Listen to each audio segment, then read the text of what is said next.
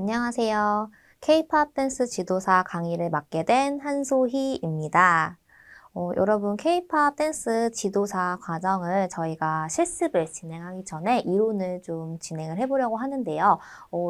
이론 부분이 좀 중요하기 때문에 진행을 할 예정입니다.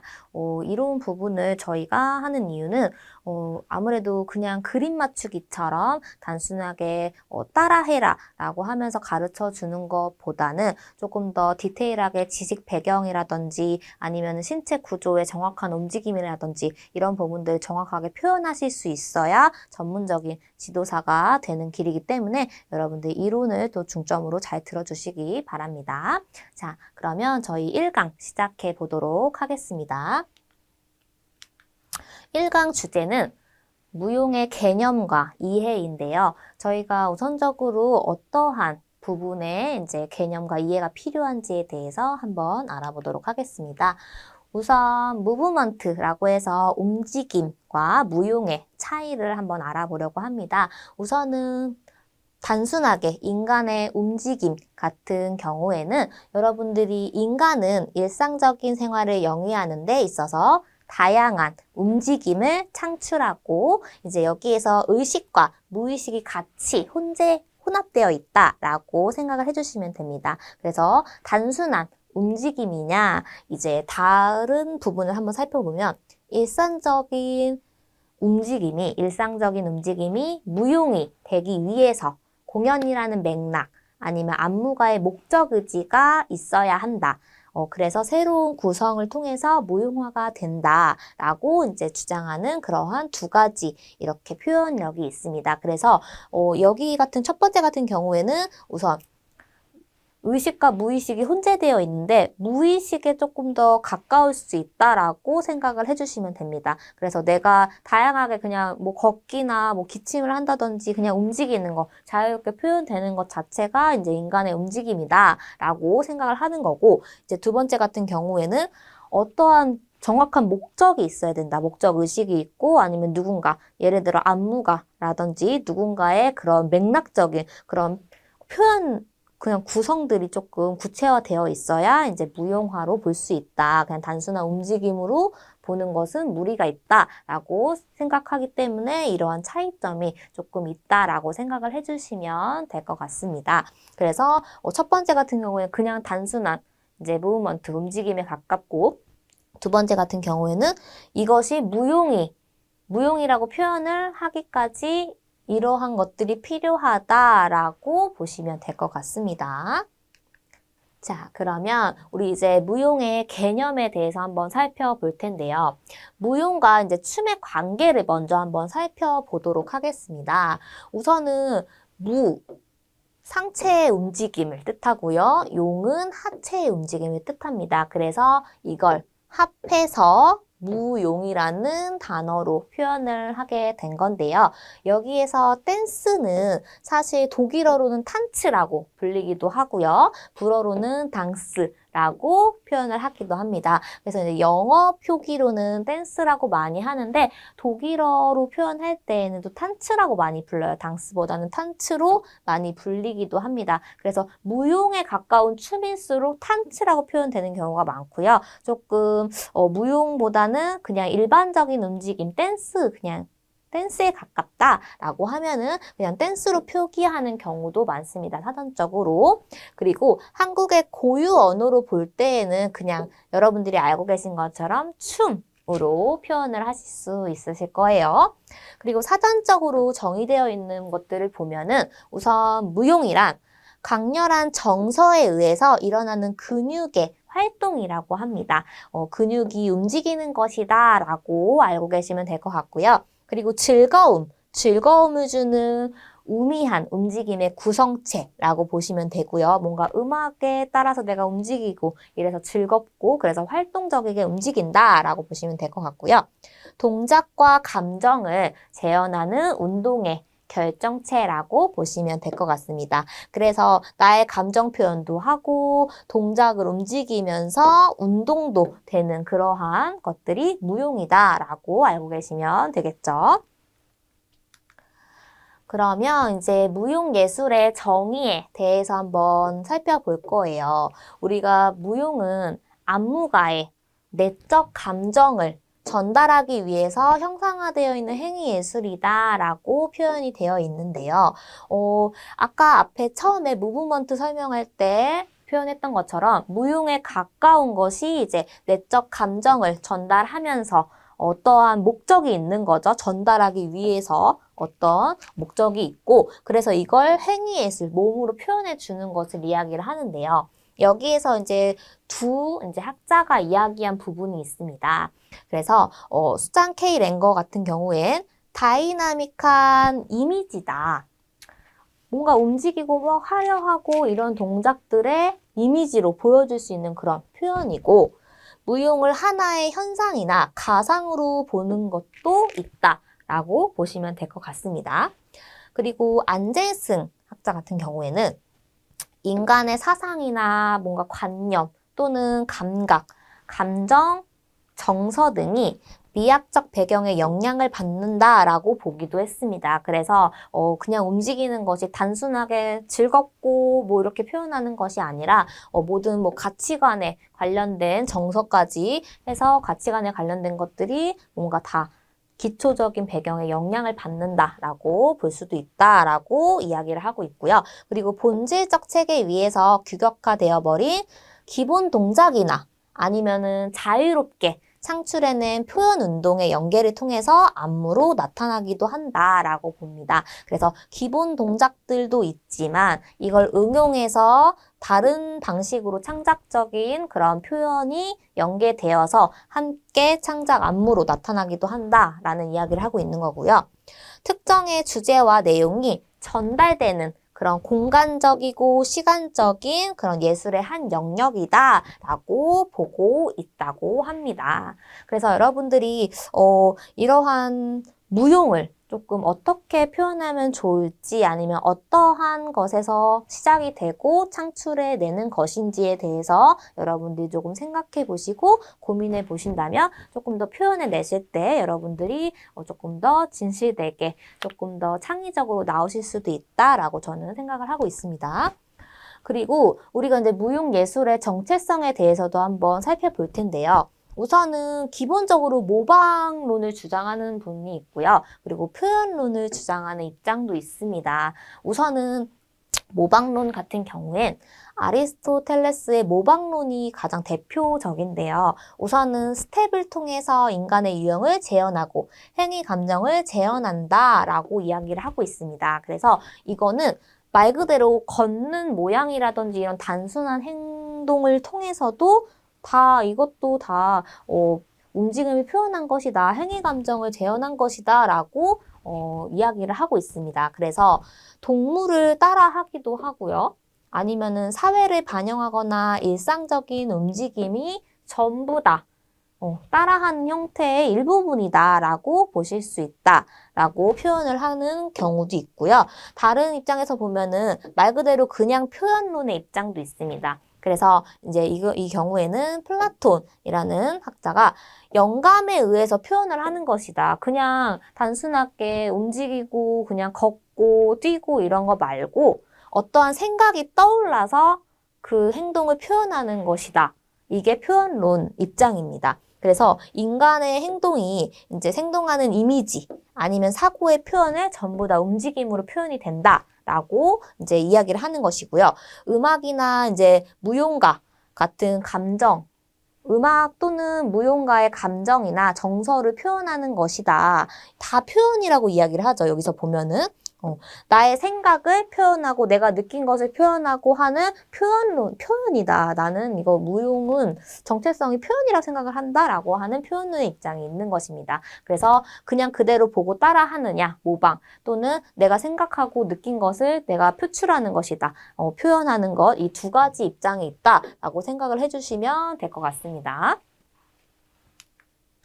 우리가 또 이제 구체적으로 좀 살펴봐야 될 움직임이 있는데요. 라반의 에폴트 이론입니다. 여러분들 가장 많이 저희가 설명해야 되고 하는 움직임의 카테고리가 여기에 다 들어가 있는데요.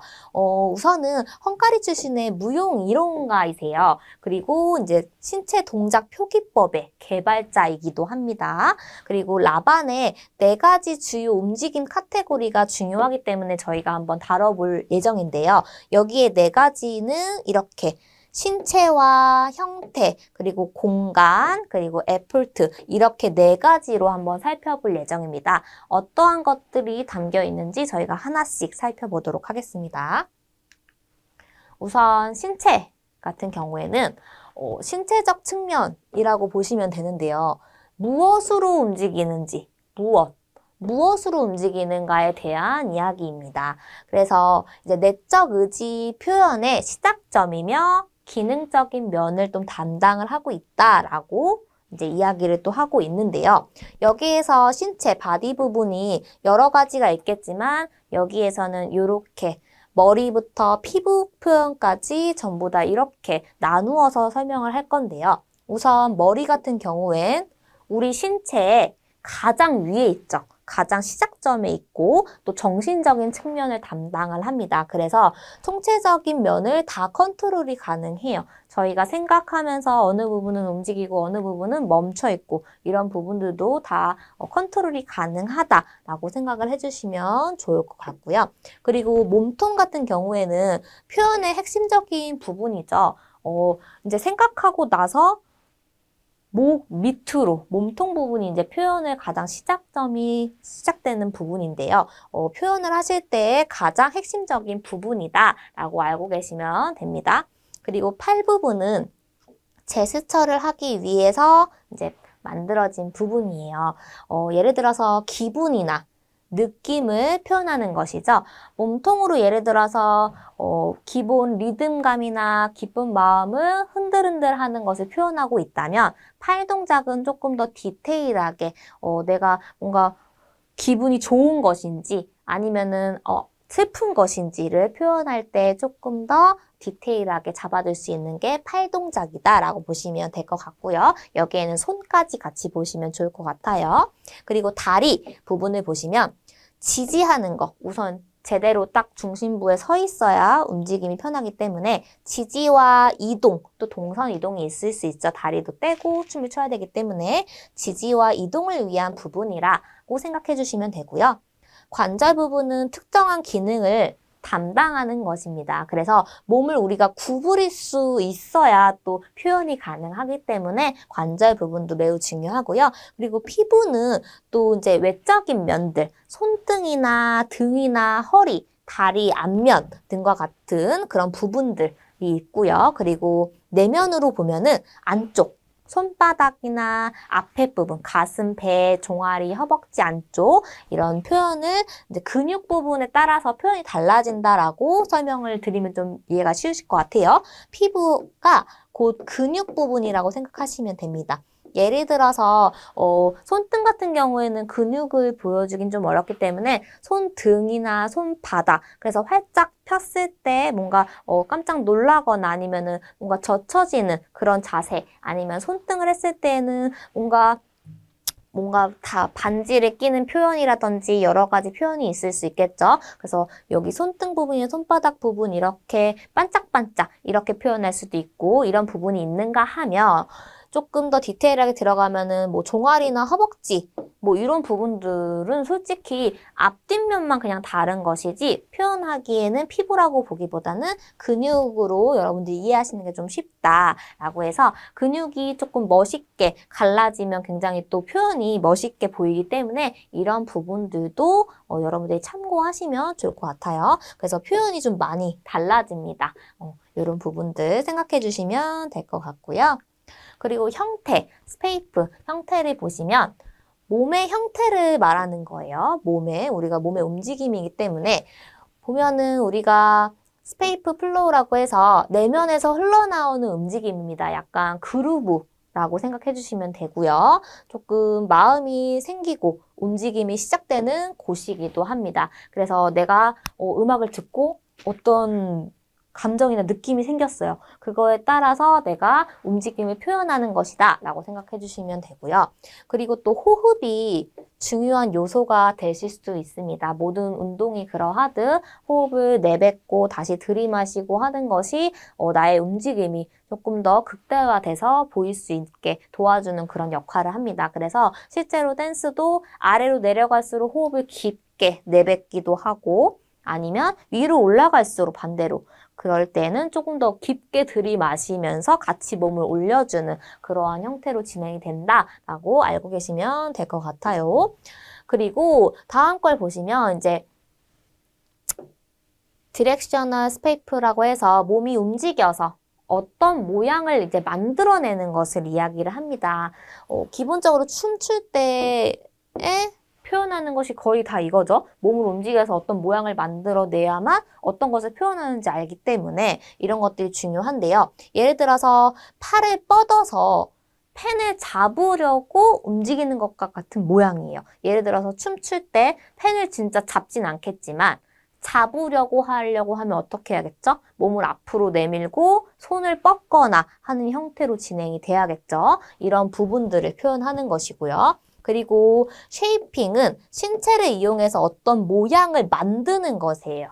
어떤 모양을 만들어내는 것인데 이거는 또 반대로 펜을 잡아 들고 허공에 어떤 그림을 그리는 것입니다. 그래서 펜을 뭐 잡으려고 했던 그런 스페이프 모양 말고 이 펜을 이용해서 뭔가 동그라미를 그릴 수도 있고요. 뭔가 하트 모양을 이렇게 그릴 수도 있고요. 다양하죠. 별을 그릴 수도 있고 이렇게 하면서 얘들 펜 없어도 손가락으로도 많이 합니다. 별 표시 어떻게 그릴 건지 이런 부분들이 조금 살짝 다른 부분이다 라고 생각을 해주시면 될 것 같고요.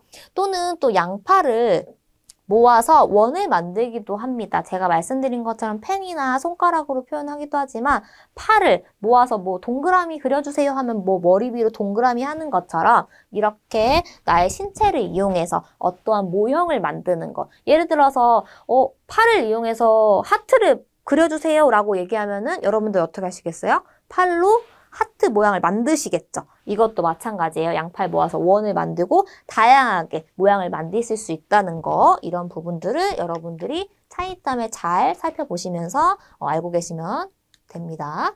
자, 그리고 이제 공간, 스페이스, 공간 부분을 한번 살펴볼 텐데요. 공간은 어디로 내가 얼마만큼 움직이느냐를 결정하기도 하는 것이에요. 우선은 내가 얼마만큼 움직일 수 있는지도 보셔야 됩니다. 공간을 한번 살펴보시고 그리고 내가 얼마만큼 움직일 것인지 내가 또 결정하기도 하고 이런 차이점이 살짝 미묘하게 있긴 한데요. 우선은 스페이스 하모니라고 해서 공간의 조화가 조금 필요합니다. 그래서 개인적인 움직임을 하실 수 있는 것은 사실 뭐 예를 들어서 공간을 표현하면 1평, 한 평이다.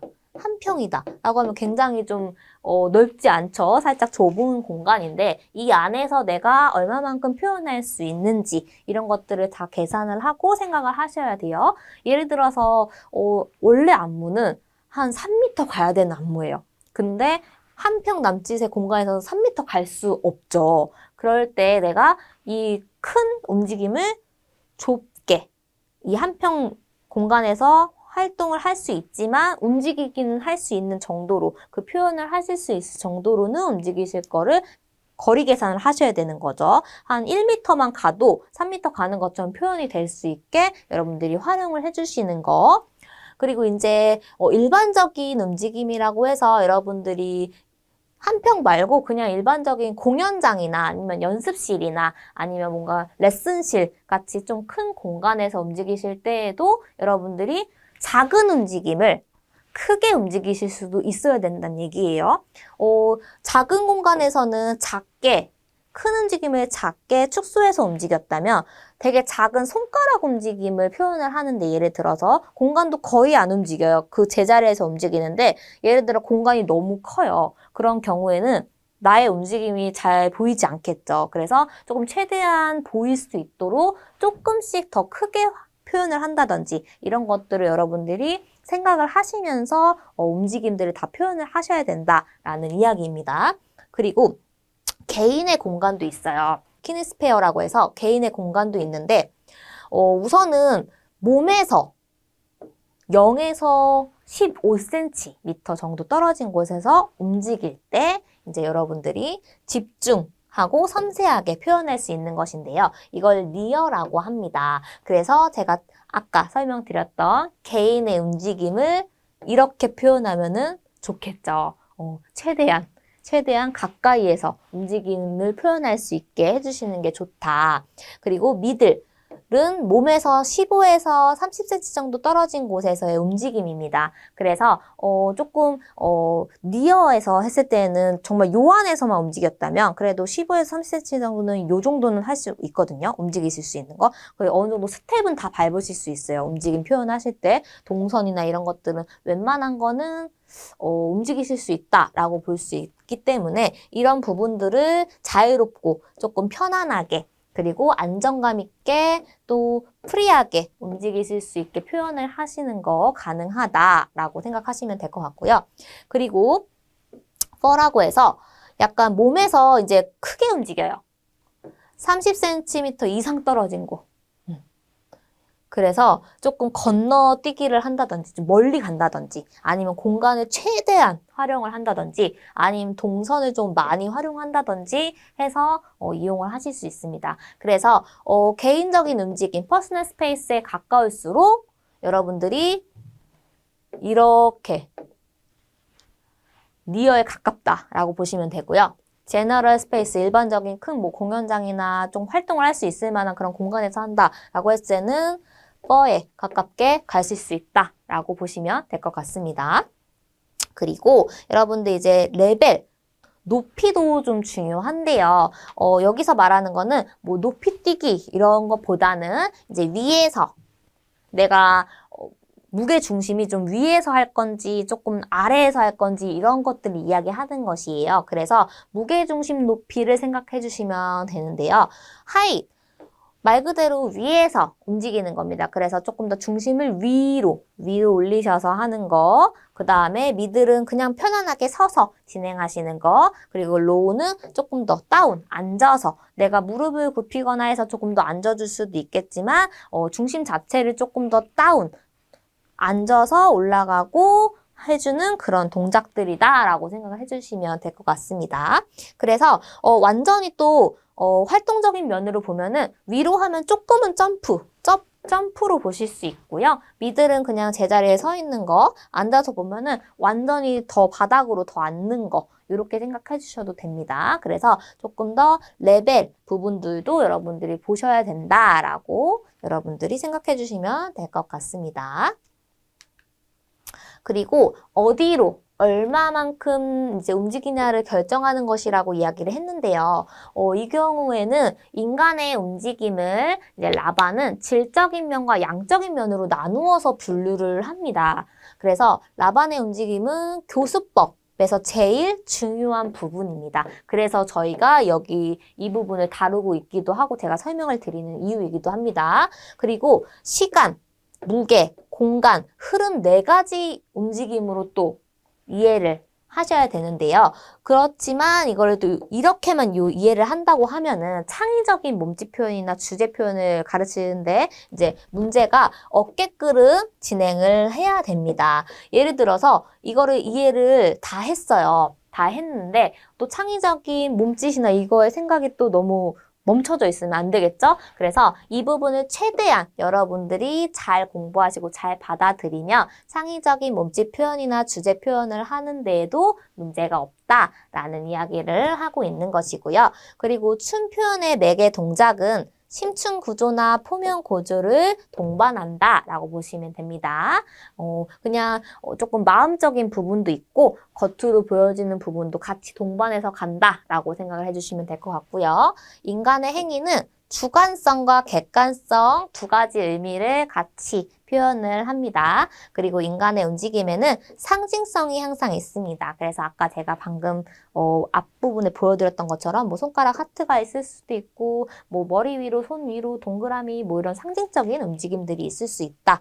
그리고 이 상징성에 기호를 적용하는 것이 무용, 즉 춤이다 라고 보시면 될 것 같습니다. 자, 그리고 다음으로 이제 에포트, 움직임의 동기나 마음가짐에 대해서도 한번 살펴볼 텐데요. 여기에는 이제 시간, 무게, 먼저 한번 살펴보도록 하겠습니다. 자, 에포트 부분에서도 보시면 시간이 나와 있는데요. 인간 움직임에 있어서 시간이란 각 부분이 여러 가지 속도로 움직일 수 있는 능력을 이야기합니다. 그래서 시간은 곧 여기서 말하는 시간은 속도이다. 움직임이 빨리 할 건지 느리게 할 건지 이런 것들을 이야기하는 건데요. 예를 들어서 이제 빨리 움직여야 되는 부분이거나 천천히 그루브 타면서 움직임을 표현하는 것일 수 있죠. 그래서 속도를 가속이나 감속되어서 진행할 수 있게 하고 그리고 리듬에 맞춰서 움직일 수 있도록 표현하는 것입니다. 노래가 빠른데 나의 움직임이 느리면은 안 맞겠죠. 그 움직임이. 노래가 빠르면은 나의 안무, 움직임도 빨라야 되고 노래가 느리면 나의 움직임도 느리게 표현을 해주셔야 맞으실 거예요. 그리고 무게 같은 경우에는 무게란 몸의 움직임에 있어서 위치의 변화나 평형 상태를 유지할 때 이제 근육의 수축 정도를 이야기하는데요. 조금 쉽게 이야기하면 무게 중심을 이야기합니다. 나의 무게 중심이 어디 있을 것인지, 평형 상태를 유지할 것인지, 아니면 뭐 오른쪽으로 당길 것인지, 밀어낼 것인지 이런 것들을 여러분들이 생각하시면 되는데요.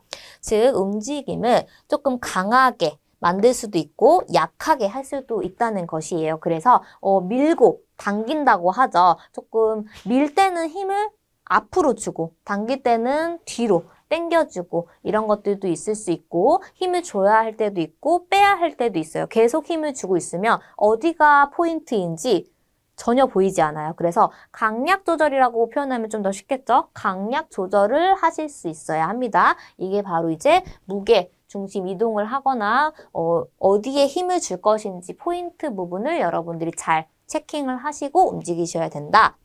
라는 부분을 이야기하고 있고요. 그리고 공간 부분을 설명을 드리자면 공간이란 몸의 공간을 어떻게 활용할 것인지 사용하는지를 이야기를 합니다. 그래서 몸의 각 부분이 여러 방향으로 움직이실 수가 있잖아요. 저희가 뭐 앞으로도 움직일 수 있고 뒤로도 갈 수 있고 옆으로도 가실 수 있는데 양옆으로도 갈 수 있고 한데요. 여러 부분으로 여러 궤도로 뭐 똑바로 있거나 돌거나 여러 방면이 있죠? 여러 궤도로 그리고 여러 단계로 움직일 수 있다라는 점 여러분들이 생각하고 계시면 될 것 같습니다. 그리고 흐름을 한번 살펴볼 텐데요. 흐름이란 움직임의 계속적인 것, 계속적인 특징을 이야기합니다. 그리고 이제 끊김이 있거나 하는 동작들도 있을 수 있지만 보통 동작들은 거의 다 흐름을 타고 계속적인 움직임을 표현하기 때문에 흐름, 플로우가 중요한 거고요. 쉽게 멈출 수 있는 움직임이 있는가 하면 또 좀 더 계속적인 움직임이 있을 수 있다라는 점을 여러분들이 참고를 하고 계시면 좋을 것 같아요. 그래서 보통은 멈추는 움직임보다는 계속적인 움직임을 표현하는 것이 조금 더 어렵기도 하고 그렇지만 이러한 계속적인 움직임이 표현되는 경우가 더 많다라고 생각을 해주시면 될 것 같습니다. 자, 그러면 여러분들 오늘은 무브먼트, 움직임과 무용의 차이와 개념에 대해서 이야기를 해보고 조금 디테일하게 무용의 개념, 그리고 무용의 이해, 그리고 무용 교육 이론에 대해서 한번 이야기를 나눠봤습니다. 여러분들 이번 시간의 내용은 여기까지입니다. 다음 강의에서 뵙겠습니다. 감사합니다.